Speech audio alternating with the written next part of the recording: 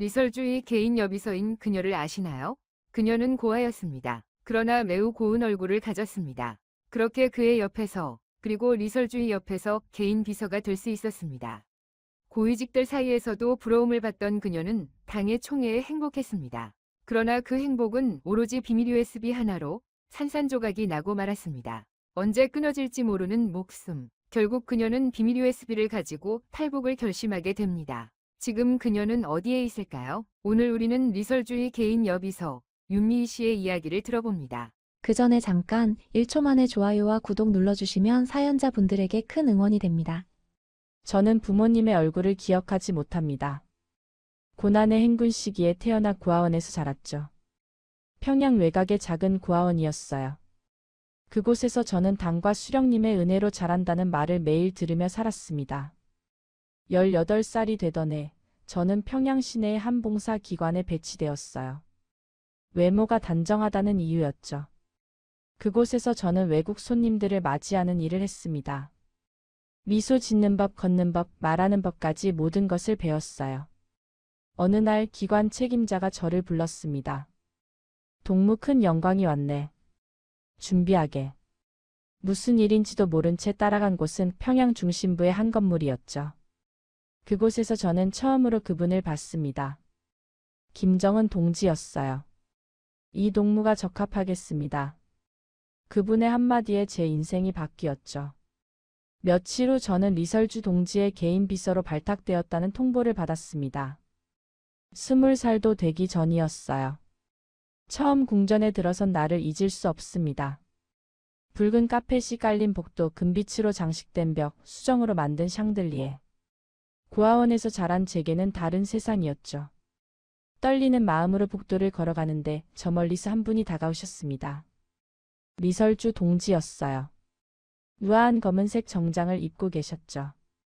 윤미 동무지? 잘 왔네. 따뜻한 목소리였습니다. 그 순간 저는 생각했어요. 이곳에서 충성을 다하자. 이것이 내가 조국에 보답하는 길이다. 제 업무는 리설주 동지의 일정 관리, 의상 준비, 각종 행사 수행이었습니다. 아침 일찍부터 밤늦게까지 그분의 그림자처럼 움직였죠. 모든 것이 완벽해야 했어요. 단추 하나, 스케줄 한 줄도 틀려서는 안 됐습니다. 다른 비서들도 있었지만 저는 가장 가까이에서 모시는 사람이었어요. 리설주 동지가 입으실 옷을 고르고 액세서리를 준비하고 때로는 개인적인 심부름도 했습니다. 그분의 기분, 표정, 말투 하나하나를 읽어내야 했죠. 처음 몇 달은 꿈 같았어요. 고아원에서 자란 제가 공화국 최고 지도자의 부인을 모시다니. 매일 아침 거울을 보며 제 자신을 꼬집었죠. 이게 현실인가 싶었습니다. 배급도 풍족했고 좋은 숙소도 제공받았어요. 무엇보다 제게는 쓸모있는 사람이 되었다는 자부심이 생겼습니다. 하지만 그때는 몰랐어요. 이 화려한 세계 뒤에 어떤 어둠이 숨어 있는지, 제가 목격하게 될 진실이 무엇인지, 그저 감사한 마음으로 매일을 살았습니다. 저는 그렇게 리설주 동지의 비서로서 새로운 삶을 시작했죠. 그 모든 것의 시작이었습니다. 진실을 알게 되기까지는 그리 오랜 시간이 걸리지 않았어요. 비서 생활이 시작되고 몇 달이 지났을 때 저는 점점 더 깊숙한 곳으로 들어가게 되었습니다. 리설주 동지의 개인 드레스룸을 관리하는 것도 제 업무 중 하나였죠. 그곳에 처음 들어갔을 때의 충격을 잊을 수 없어요. 방 하나가 통째로 옷장이었습니다. 저는 평생 처음 보는 외국 명품 가방들이 벽을 가득 채우고 있었죠. 가격이 예상되지도 않는 핸드백들이 수십 개. 신발장에는 반짝이는 구두가 빼곡했습니다. 저는 브랜드 이름조차 몰랐어요. 이 가방은 파리에서 온 거야. 이건 밀라노. 다른 선배 비서가 설명해줬습니다. 저는 그저 고개를 끄덕이며 듣고 있었죠. 하지만 마음 한구석이 이상했어요. 고아원 동무들은 지금 뭘 먹고 있을까? 배급을 받지 못해 굶는 사람들의 얘기를 들었는데. 그래도 저는 스스로를 다독였습니다. 이건 국가 지도자의 품위를 위한 거야. 당연한 거지. 그렇게 생각하려 애썼어요. 하지만 의무는 자꾸 커져만 갔습니다. 어느 날 리설주 동지와 함께 특별 상점에 갔습니다. 평양에 있는 특수계층만 이용할 수 있는 곳이었죠. 그곳에는 외국산 식품, 화장품, 전자제품이 질비했어요. 초콜릿 하나에 일반 주민 한 달 월급보다 비쌌습니다. 미희야, 이거 좀 들어봐. 리설주 동지가 부르셨어요. 저는 황급히 달려가 쇼핑백을 받아들었습니다. 가방이 너무 무거웠죠. 프랑스산 와인, 스위스 초콜릿, 이탈리아 치즈. 제가 이름도 들어본 적 없는 것들이었어요. 밤에 숙소로 돌아와 누워있는데 잠이 오지 않았습니다. 머릿속에 고아원 친구들의 얼굴이 떠올랐어요. 저와 함께 자란 명숙이는 어디서 무얼 하고 있을까? 배급소 앞에서 줄을 서고 있을까요? 다음 날 리설주 동지를 모시고 평양 시내를 지나갔습니다. 차창 밖으로 사람들이 보였어요. 낡은 옷을 입고 수척한 얼굴로 걷는 주민들. 그들과 저 사이의 거리가 점점 더 멀어지는 것 같았습니다. 미희야, 오늘 저녁 연애 준비했지? 리설주 동지가 물으셨어요. 네, 동지. 모두 준비했습니다. 저는 미소를 지으며 대답했죠. 하지만 그 미소 뒤에는 복잡한 감정이 숨어 있었습니다. 그날 저녁 성대한 연회가 열렸어요. 고급 요리, 외국산 술, 화려한 드레스를 입은 사람들. 저는 구석에서 그 광경을 지켜봤습니다. 웃음소리와 건배 소리가 울려 퍼졌죠. 테이블 위에는 비싸 보이는 바다생물, 소고기가 놓여 있었어요. 한 접시 가격이면 한 가족이 몇 달은 먹고 살 수 있을 거예요. 사람들은 그걸 남기기도 했습니다. 먹다 남은 음식들이 그대로 버려지는 걸 봤죠. 제 손이 떨렸습니다. 쟁반을 들고 서 있는데 갑자기 어지러웠어요. 고아원에서 옥수수죽 한 그릇을 나눠 먹던 기억이 떠올랐습니다. 배고파서 잠을 못 자던 밤들, 한 숟가락이라도 더 먹으려고 서로 다투던 아이들. 이게 정말 옳은 걸까? 그 질문이 제 머릿속에 처음 떠올랐습니다. 아직은 작은 의문이었어요. 하지만 그 작은 균열이 점점 커지리라는 것을 그때는 몰랐습니다. 시간이 흐르면서 저는 더 많은 것을 보게 되었습니다. 리설주 동지의 비서로 일한 지 1년이 넘어가면서 저는 그분의 가장 가까운 측근이 되었죠. 다른 누구도 들어갈 수 없는 곳에 저는 들어갈 수 있었어요. 어느 날 리설주 동지의 집무실을 정리하다가 문서 하나를 보게 되었습니다. 최고 간부들의 자녀 유학 명단이었어요. 스위스, 영국, 프랑스. 그들의 자녀들은 우리가 적대시하는 나라에서 공부하고 있었습니다. 미희야, 그거 치워둬. 리설주 동지가 말씀하셨어요. 저는 황급히 서류를 정리했습니다. 하지만 제 머릿속에는 그 명단이 계속 남아 있었죠. 우리는 미제국주의와 싸운다고 배웠는데 정작 지도층 자녀들은 그곳에서 호의호식하고 있었습니다. 그날 저녁 김정은 동지가 방문하셨어요. 저는 차를 준비하며 구석에서 대기하고 있었습니다. 두 분의 대화가 들렸죠. 이번 행사 준비는 어떤가요? 김정은 동지가 물으셨어요. 잘 되고 있어요. 외국 기자들한테 보여줄 장면은 따로 준비했습니다. 리설주 동지가 대답하셨죠. 제가 듣지 말아야 할 대화였을지도 모릅니다. 하지만 저는 그 자리에 있어야 했고 귀를 막을 수도 없었어요. 외국 기자들한테 보여줄 장면을 따로 준비한다. 그 말의 의미를 이해하는 데는 오래 걸리지 않았습니다. 며칠 후 실제로 그 장면을 목격했어요. 외국 언론사가 평양의 한 학교를 방문했습니다. 저도 리설주 동지를 수행해서 함께 갔죠. 그곳의 아이들은 깨끗한 교복을 입고 밝게 웃으며 공부하고 있었어요. 책상에는 새 교과서와 학용품이 가득했습니다. 하지만 저는 알고 있었어요. 그 학교는 특별히 준비된 곳이라는 것을. 대부분의 학교는 그렇지 않다는 것을. 창문이 깨지고 난방도 안 되고 책도 부족한 학교들이 훨씬 많다는 것을요. 그때부터 저는 모든 것을 다르게 보기 시작했습니다. 화려한 공연, 웅장한 열병식, 행복해 보이는 주민들. 그 모든 것이 연출된 무대처럼 느껴졌어요. 그러던 중 현송월에 대한 소문을 들었습니다. 은하수 관현악단을 이끄는 그녀는 한때 김정은 동지와 가까운 사이였다는 얘기가 돌았죠. 어느 날 갑자기 그녀가 보이지 않았어요. 숙청되었다는 소문이었습니다. 리설주 동지는 그 시기에 매우 예민하셨어요. 제 눈에는 불안해 보이기도 했습니다. 어느 날 밤 그분의 방에서 울음소리가 들렸어요. 저는 문 앞에서 망설였죠. 들어가야 할까 말아야 할까. 결국 저는 조용히 물러났습니다. 하지만 그날 밤 저도 잠을 이룰 수 없었어요. 이곳은 금으로 장식된 궁전이지만 동시에 감옥 같았습니다. 누구도 자유롭지 않았죠. 저도 리설주 동지도 심지어 김정은 동지도요. 며칠 후 현송월이 다시 나타났습니다. 숙청이 아니라 재교육이었다는 공식 발표가 있었죠. 하지만 그녀의 얼굴에서 예전의 밝음은 찾아볼 수 없었어요. 그저 겁에 질린 표정으로 무대에 서 있을 뿐이었습니다. 저는 그때 깨달았습니다. 여기서는 아무도 안전하지 않다는 것을. 아무리 높은 자리에 있어도 순식간에 나락으로 떨어질 수 있다는 것을요. 그리고 저 역시 그 위험 속에 있다는 것을 말이죠. 현송월 사건 이후 궁전 안의 분위기가 달라졌습니다. 모두가 서로를 경계하기 시작했어요. 복도에서 마주치면 인사만 하고 빨리 지나갔죠. 누가 언제 사라질지 모른다는 공포가 감돌았습니다. 저는 더욱 조심스러워졌어요. 보지 말아야 할 것은 보지 않고 듣지 말아야 할 것은 듣지 않으려 했습니다.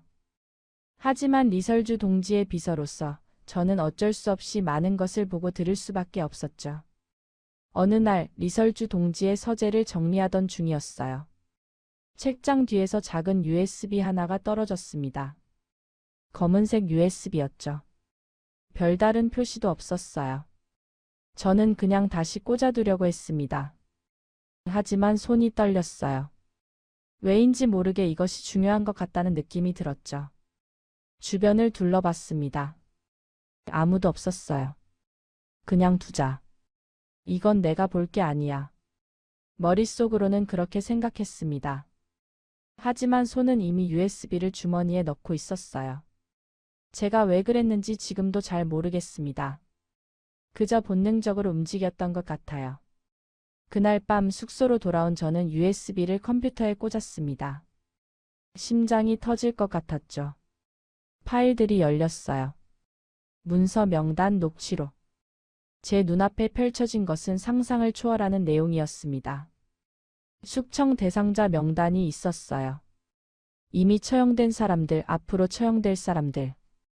그들의 죄목은 터무니없었습니다. 충성심 부족, 태도 불량, 의심스러운 행동. 그런 이유로 사람들이 죽어갔던 거예요. 비자금 관련 문서도 있었습니다. 해외 비밀 계좌, 불법 거래 내역, 밀수 물품 목록. 인민들은 굶주리고 있는데 최고 지도층은 수억 달러를 해외에 숨겨두고 있었죠. 가장 충격적인 것은 녹취록이었어요. 김정은 동지와 측근들의 대화가 녹음되어 있었습니다. 그들은 인민을 우매한 대중이라고 불렀어요. 통치를 위한 도구로만 여기고 있었습니다. 이번 식량난은 어떻게 설명할까? 미제의 경제 제재 탓으로 돌리면 돼. 인민들은 믿을 거야. 이런 대화들이 기록되어 있었죠. 제 손이 떨렸습니다. USB를 빼내고 싶었지만 몸이 굳어서 움직이지 않았어요. 제가 지금 본 것은 국가 기밀이었습니다. 이것을 알았다는 사실만으로도 목숨이 위험할 수 있었죠. 밤새도록 잠을 이루지 못했습니다. 눈을 감으면 명단에 있던 이름들이 떠올랐어요. 제가 아는 사람들도 있었습니다. 궁전에서 함께 일하던 동료, 예전에 인사를 나눴던 간부들. 그들이 어떻게 되었는지 이제 알게 되었죠. 다음 날 아침 저는 USB를 다시 원래 자리에 돌려놓았습니다. 아무도 모르게요. 하지만 제 머릿속에는 그 내용이 지워지지 않았어요. 지울 수도 없었습니다. 며칠 후 또 한 명의 고위 간부가 사라졌습니다. 전날까지만 해도 멀쩡히 일하던 사람이었어요. 다음 날 그의 자리는 비어 있었죠. 아무도 그에 대해 말하지 않았습니다. 마치 처음부터 존재하지 않았던 사람처럼요. 저는 그때 결심했습니다. 이곳에 더 이상 머물 수 없다고. 언젠가는 저도 그 명단에 오를지 모른다는 공포가 엄습했어요. 살아남으려면, 아니 인간으로 살아가려면 이곳을 떠나야 한다는 것을 깨달았습니다. 하지만 어떻게 떠날 것인가? 그것이 문제였죠. 리설주 동지의 비서라는 위치는 영광이었지만 동시에 감옥이기도 했습니다. 저는 너무 많은 것을 알아버렸어요. 그래서 더 위험했죠. USB의 내용을 본 후 저는 달라졌습니다. 겉으로는 평소처럼 일했지만 속으로는 끊임없이 탈출을 생각했어요. 하지만 막연한 생각뿐 구체적인 계획은 없었습니다. 그러던 어느 날 결정적인 사건이 일어났어요. 리설주 동지의 또 다른 비서였던 정희 언니가 갑자기 사라졌습니다. 전날까지 함께 일하던 언니였죠. 아무 말도 없이 그냥 사라졌어요. 다음 날 다른 비서들이 수군거리는 소리를 들었습니다. 정희가 외국 물건을 몰래 빼돌렸다더라. 보이부에서 데려갔대. 제 등에 식은 땀이 흘렀어요. 정희 언니는 그런 사람이 아니었습니다. 며칠 후 정희 언니의 소식을 들었어요. 재교육소로 보내졌다는 거예요. 그녀의 가족들도 함께 연좌제로 처벌받았다고 했습니다. 죄목은 터무니없었죠. 그저 누군가 그녀를 제거하고 싶었던 겁니다. 그날 밤 저는 처음으로 구체적인 탈출 계획을 세우기 시작했어요. 종이에 쓸 수는 없었습니다. 머릿속으로만 그렸죠. 국경까지의 거리, 필요한 돈, 연락할 사람들. 북한을 떠나려면 먼저 돈이 필요했습니다. 브로커에게 줄 돈, 중국에서 숨어 지낼 돈, 그리고 한국까지 갈 돈. 저는 몇 년간 모아둔 돈이 있었어요. 많지는 않았지만 시작하기에는 충분했습니다. 다음은 루트였죠. 평양에서 국경까지 어떻게 갈 것인가. 여행 증명서 없이는 다른 지역으로 이동할 수 없었어요. 하지만 제게는 한 가지 이점이 있었습니다. 리설주 동지의 비서라는 신분이었죠. 저는 조심스럽게 정보를 모으기 시작했습니다. 궁전에 출입하는 사람들 중에는 지방을 오가는 사람들이 있었어요. 그들과 대화를 나누며 국경 지역의 상황을 파악했죠. 함경북도는 요즘 단속이 심하다더군요. 중국 쪽 브로커들이 많이 잡혔대요. 이런 정보들을 하나씩 모았습니다. 조각들을 맞춰가듯이요. 하지만 가장 큰 문제가 있었어요. 저를 떠나보낼 수 없는 사람이 있었습니다. 바로 리설주 동지였죠. 제가 사라지면 즉시 수색이 시작될 거예요. 전국에 제 사진이 돌아갈 겁니다. 그래도 가야 해. 여기 있다간 죽는다. 저는 스스로를 다독였습니다. 두려움보다 더 큰 것은 살고 싶다는 본능이었어요. 어느 날 기회가 왔습니다. 리설주 동지가 외국 방문을 가시게 된 거예요. 일주일 정도 평양을 비우신다고 했습니다. 저는 동행하지 않아도 된다는 통보를 받았죠. 이때다. 제 머릿속에서 종이 울렸습니다. 일주일이면 충분했어요. 국경을 넘고 중국으로 들어가기에 충분한 시간이었죠. 저는 은밀히 준비를 시작했습니다. 필요한 물건들을 조금씩 챙겼어요. 돈 몇 벌 그리고 그 USB. 처음에는 USB를 가져갈 생각이 없었습니다. 하지만 마음이 바뀌었어요. 이것은 증거였습니다. 세상에 알려야 할 진실이었죠. 출발 전날 밤 저는 숙소를 둘러봤습니다. 몇 년을 살았던 곳이었어요. 이곳에서의 삶은 편안했습니다. 배고프지 않았고 따뜻한 방에서 잤죠. 하지만 그것은 진짜 자유가 아니었어요. 새벽에 일어나 마지막으로 거울을 봤습니다. 25살의 제 얼굴이 비쳤어요. 윤미 할 수 있어. 넌 살아남을 거야. 저는 스스로에게 말했습니다. 리설주 동지가 떠나신 다음 날 저도 평양을 떠났어요. 공식적으로는 병가를 냈습니다. 건강 문제로 고향에 다녀온다고 했죠. 일주일 정도면 돌아올 거라고요. 하지만 저는 알고 있었습니다. 다시는 돌아오지 않을 거라는 것을. 기차에 몸을 실으며 저는 마지막으로 평양을 바라봤어요. 화려한 건물들, 넓은 거리, 그리고 그 안에 갇혀 사는 사람들. 미안해요. 하지만 저는 살고 싶어요. 마음속으로 작별을 고했습니다. 기차가 움직이기 시작했어요. 저의 탈출이 시작된 순간이었습니다. 기차는 밤새 달렸습니다. 저는 창밖을 보며 점점 멀어지는 평양을 바라봤어요. 돌아갈 수 없다는 것을 알면서도 두려웠습니다. 앞으로 무슨 일이 일어날지 아무도 몰랐죠. 함경북도에 도착한 것은 이틀 후였어요. 역에서 내려 주변을 둘러봤습니다. 평양과는 너무나 달랐죠. 낡은 건물 거리를 헤매는 꽃제비들, 무기력한 사람들의 눈빛. 저는 미리 연락해둔 브로커를 만나러 갔습니다. 시장 근처의 작은 식당이었어요. 평양에서 왔다는 동무가 바로 당신이요? 중년 남자가 물었습니다. 저는 고개를 끄덕였죠. 돈은 준비했어? 네, 있습니다. 저는 가방 속 돈을 보여줬어요. 남자의 눈빛이 변했습니다. 줬어. 내일 밤에 출발하겠어. 준비하시오. 그날 밤 저는 허름한 여관방에서 잠을 청했습니다. 하지만 잠이 올 리 없었죠. 내일이면 두만강을 건넌다는 생각에 온몸이 떨렸어요.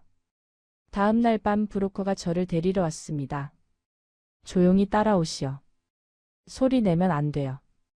우리는 어둠 속을 걸었어요. 가로등도 없는 길이었습니다. 달빛만이 우리를 비췄죠. 1시간쯤 걸었을까요? 멀리서 강물 소리가 들렸습니다. 두만강이었어요. 저기 보이는 불빛이 중국이요.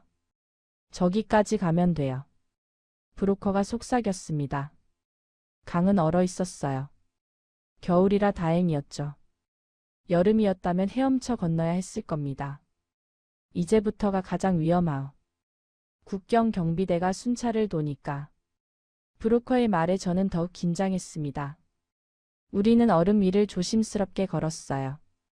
발소리가 날까봐 천천히, 아주 천천히. 차가운 바람이 얼굴을 때렸습니다. 하지만 추위는 느껴지지 않았어요. 오직 공포만이 온몸을 지배했죠. 중간쯤 왔을 때였습니다. 갑자기 불빛이 보였어요. 손전등 불빛이었습니다. 엎드려. 이 브로커가 외쳤어요. 저는 얼음 위에 엎드렸습니다. 심장이 터질 것 같았죠. 거기 누구냐? 경비대원의 목소리가 들렸습니다. 발소리가 점점 가까워졌어요. 저는 숨도 쉬지 못했습니다. 들키면 끝이야. 정말 끝이야. 머릿속이 하얘졌어요. 그때 브로커가 돌멩이를 던졌습니다. 반대편으로요. 경비대원들이 그쪽으로 뛰어갔죠. 지금이야. 뛰어. 브로커가 소리쳤습니다. 저는 있는 힘껏 뛰었어요. 미끄러지고 넘어지고 다시 일어났습니다. 뒤에서 고함 소리가 들렸죠. 쏜다. 총소리가 울렸습니다. 죽는구나. 그 순간 그런 생각이 들었어요. 하지만 멈출 수 없었습니다. 계속 뛰었죠. 다리가 풀렸지만 포기할 수 없었어요. 그리고 마침내 강 반대편에 도착했습니다. 중국 땅이었어요. 저는 그대로 주저앉았습니다. 숨이 턱까지 찼죠. 온몸이 떨렸어요. 일어나요. 여긴 아직 위험하오. 브로커가 저를 일으켰습니다. 우리는 다시 뛰었어요. 국경에서 멀리 떨어진 곳까지. 한참을 뛰고 나서야 멈췄습니다. 작은 마을이 보였어요. 여기가 중국이요. 이제 안전하오. 브로커의 말에 저는 비로소 긴장이 풀렸습니다. 해냈다. 나 해냈어. 눈물이 났어요. 두려움, 안도감, 그리고 슬픔이 뒤섞인 눈물이었습니다. 북한을 떠나왔다는 것. 이제 다시는 돌아갈 수 없다는 것. 브로커는 저를 한 집으로 데려갔습니다. 조선족 동포의 집이었어요. 여기서 며칠 쉬시오. 그 다음 일정은 나중에 알려주겠소. 브로커가 말했습니다. 방 안에 혼자 남겨진 저는 가방을 열었어요. USB가 있었습니다. 무사히 가져왔죠. 이것이 제가 가진 유일한 증거였습니다. 북한의 진실을 담은 증거였어요. 창밖을 바라봤습니다. 중국의 밤하늘이었죠. 같은 하늘이지만 다른 곳이었어요. 이제 시작이야. 진짜 자유를 찾을 때까지 계속 가야 해. 저는 다짐했습니다. 하지만 그때는 몰랐어요. 중국에서의 삶이 또 다른 지옥이 될 거라는 것을. 자유를 찾기까지 아직도 먼 길이 남아있다는 것을 말이죠. 중국에서의 첫날 아침, 저는 낯선 곳에서 눈을 떴습니다. 창밖으로 들어오는 햇살을 보며 살아있구나라는 생각이 들었어요. 하지만 안도감도 잠시, 곧 새로운 공포가 엄습했습니다. 조선족 아주머니가 아침을 주셨어요. 얘야, 여긴 오래 있으면 안 돼. 중국 공안이 탈북자 단속을 하거든. 그 말에 제 등에 식은땀이 흘렀습니다. 북한을 떠났지만 여전히 안전하지 않았던 거예요. 며칠 후 브로커가 다시 나타났습니다. 계획이 바뀌었어. 당분간 여기 숨어 있어야겠어. 왜요? 무슨 일이에요? 제가 물었죠. 평양에서 수배령이 내려왔어. 당신을 찾고 있다. 심장이 멎는 것 같았습니다. 예상했던 일이지만 막상 들으니 온몸이 얼어붙었어요. 내 얼굴이 알려졌다는 건가요? 그렇소. 리설주의 비서였으니 당연하지. 조심해야 하오. 그날부터 저는 완전히 숨어 지냈습니다. 낮에는 커튼을 치고 밖에 나가지도 못했어요. 방 안에서만 지내야 했죠. 답답했지만 어쩔 수 없었습니다. 한 달이 지났습니다. 돈은 점점 떨어졌고 불안은 커져갔어요. 브로커에게 물었습니다. 언제쯤 한국으로 갈 수 있나요? 아직은 위험하오. 조금만 더 기다리시오. 하지만 기다림은 고통이었어요. 매일 밤 악몽을 꿨습니다. 잡혀가는 꿈, 북한으로 송환되는 꿈. 깨어나면 온몸이 땀으로 젖어 있었죠. 2달째 되던 날 위험한 일이 벌어졌습니다. 중국 공안이 마을을 단속하러 왔다는 거예요. 아주머니가 황급히 저를 숨겼습니다. 빨리 다락방으로. 저는 좁은 다락방으로 올라갔어요. 먼지투성이의 어두운 공간이었습니다. 밑에서 발소리가 들렸죠. 공안들이 집을 수색하고 있었어요. 이 집에 탈북자 숨어 있지 않소? 아니요, 없습니다. 우리 가족만 살아요. 아주머니의 목소리가 떨리고 있었습니다. 심장이 터질 것 같았어요. 공안이 2층으로 올라왔습니다. 발소리가 점점 가까워졌죠. 다락방 바로 아래까지 왔어요. 들키면 끝이야. 북한으로 보내질 거야. 저는 입을 틀어막고 숨을 참았습니다. 얼마나 지났을까요? 영원처럼 느껴졌어요. 그러다 발소리가 멀어졌습니다. 공안들이 나간 거예요. 한참 후에야 저는 다락방에서 내려올 수 있었습니다. 이제 정말 위험해요. 여길 떠나야 해요. 아주머니가 말했습니다. 저도 알고 있었어요. 더 이상 이곳에 있어서는 안 된다는 것을요. 브로커에게 연락했습니다. 한국으로 가야겠어요. 지금 당장요. 알았어. 준비하겠어. 하지만 돈이 더 필요해요. 저는 남은 돈을 모두 건넸습니다. 그것으로 충분할지 몰랐지만 다른 방법이 없었어요. 일주일 후 저는 다시 이동했습니다. 버스를 타고 기차를 타고 때로는 걸었죠. 신분을 숨기며 조심스럽게 움직였어요. 목적지는 동남아시아였습니다. 태국이나 라오스를 거쳐 한국으로 가는 루트였죠. 거기까지만 가면 한국 대사관에 연락할 수 있어. 브로커가 말했습니다. 하지만 그 말이 그리 쉽게 들리지 않았어요. 한국 대사관까지 가는 길도 험난할 거라는 걸 알고 있었습니다. 중국과 동남아 국경, 그리고 그 사이의 수많은 위험들. 정말 거기까지 갈 수 있을까? 혹시 중간에 잡히면 어떡하지? 두려움이 몰려왔습니다. 하지만 되돌아갈 곳은 없었어요. 앞으로 나아가는 수밖에요. 중국에서의 마지막 밤, 저는 USB를 다시 꺼내봤어요. 이것 때문에 여기까지 왔습니다. 이것을 세상에 알리기 위해서요. 꼭 한국까지 가서 이걸 공개할 거야. 다짐했습니다. 다음 날 새벽 저는 버스에 올랐어요. 국경을 향해 가는 버스였습니다. 창밖으로 중국의 풍경이 스쳐 지나갔죠. 넓은 땅, 높은 건물들, 자유롭게 걷는 사람들. 하지만 저에게 그것은 허상이었습니다.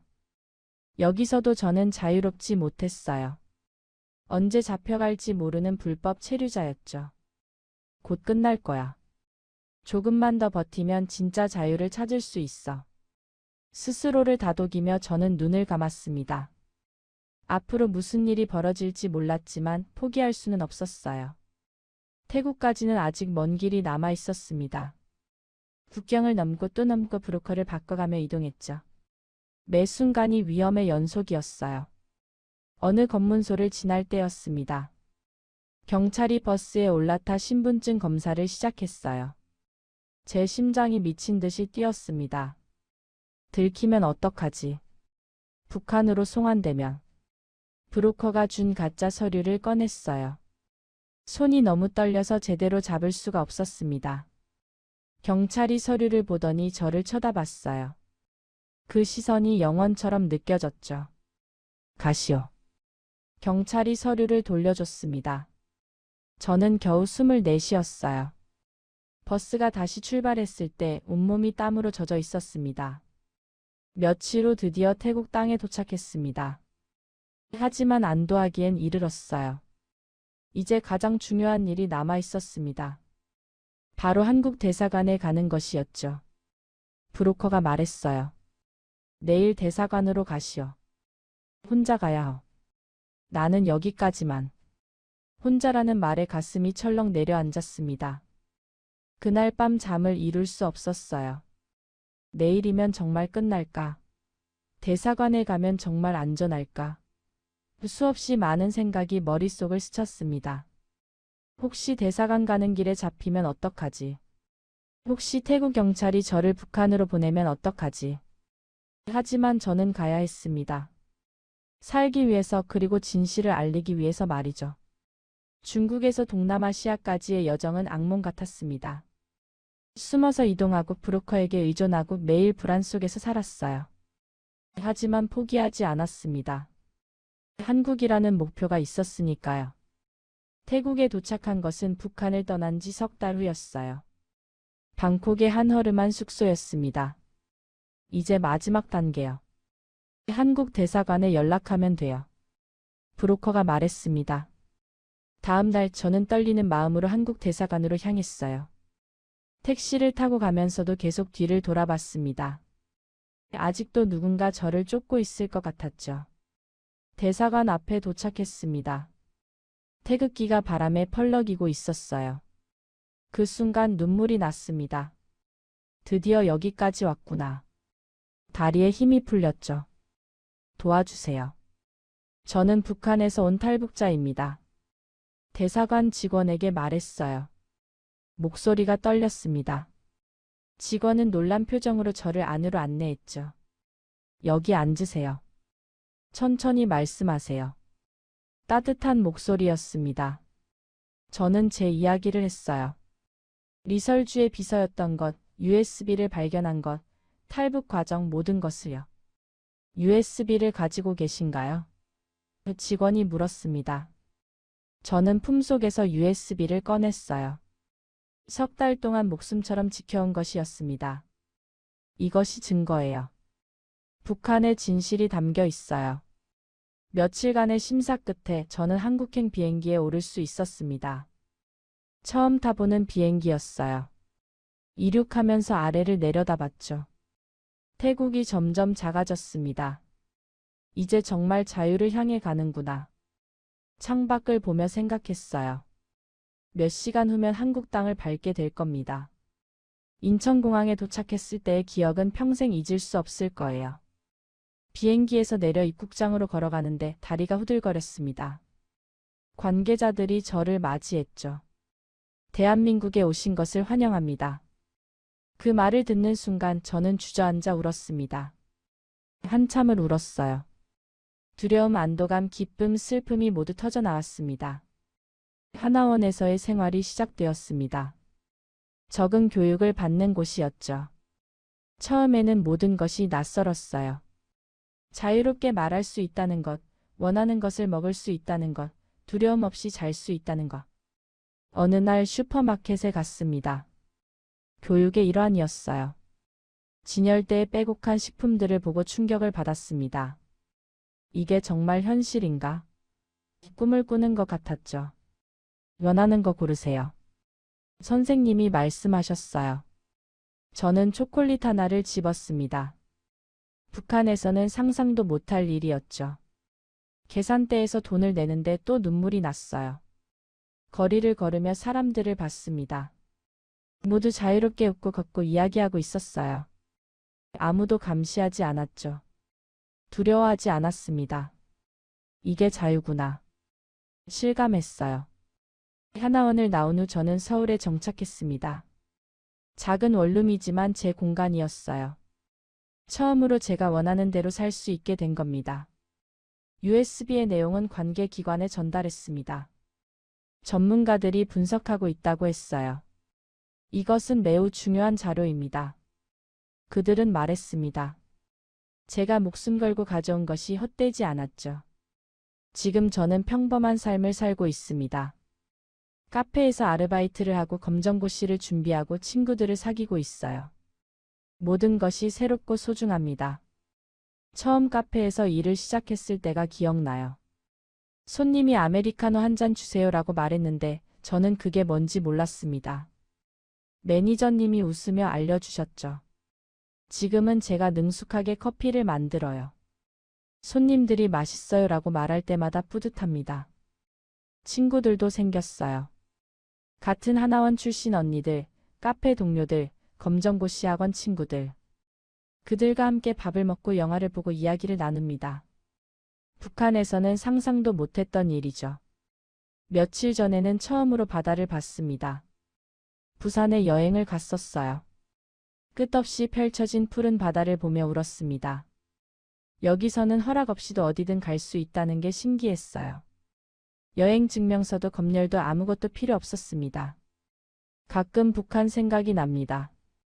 고아원 친구들 함께 일했던 동료들, 그리고 아직도 그곳에서 고통받는 사람들. 그들을 생각하면 가슴이 아파요. 하지만 저는 알고 있습니다. 제가 여기 있다는 것 자체가 희망이라는 것을요. 한 사람이 탈출에 성공하면 다른 사람도 용기를 얻을 수 있으니까요. 창밖을 봅니다. 서울의 밤하늘이에요. 별은 잘 보이지 않지만 네온사인이 밝게 빛나고 있습니다. 사람들이 자유롭게 거리를 걷고 있죠. 자유는 공짜가 아니에요. 누군가는 목숨을 걸고 쟁취해야 하는 거죠. 저는 이제 압니다. 자유가 얼마나 소중한 것인지를요. 북한에 남아있는 동포들에게 말하고 싶어요. 포기하지 마세요. 언젠가는 여러분도 이 자유를 누릴 수 있을 거예요. 저처럼요. 그리고 대한민국 국민들에게도 전하고 싶습니다. 여러분이 누리는 자유와 민주주의 당연하게 생각하지 마세요. 그것은 정말 귀한 것입니다. 저는 오늘도 감사하며 살아갑니다. 숨 쉴 수 있는 것, 웃을 수 있는 것, 꿈꿀 수 있는 것. 모든 것에 감사합니다. 이것이 바로 자유니까요.